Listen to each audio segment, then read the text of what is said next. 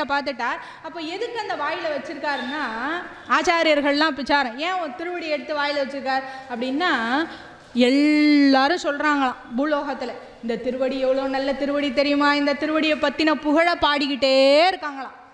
இந்த கண்ணனுக்கும் ஆசையம், அப்படி என்னத்தான் இருக்குது இந்த திருவடியிலன்னு தெரியும். ஆழ்வார் பாடுறார், ஆச்சாரியன் பாடுறார், ராமானுஜர் பாடுறார், மணவாள மாமுனி, தேசிகன் எல்லாம் பாடுறாங்களே திருவடி திருவடி திருவடிங்கிறாங்களே, என்னத்தான் இருக்குது அந்த திருவடியில் அப்படின்னு.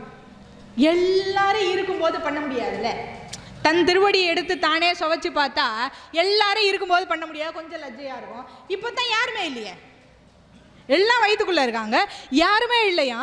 அப்போது தன்னுடைய திருவடியை எடுத்து தானே சுவைத்து பார்த்தான் அப்படின்னு சொன்னான். அப்போது மார்கண்டேயர் கேட்டாராம், நீங்கள் யார், இந்த பிரளய காலத்தில் எல்லாத்தையும் வயிற்றுக்குள்ளே வச்சுருக்கீங்க, ஒரே தண்ணியாக இருக்குது, சூன்யமாக இருக்குது,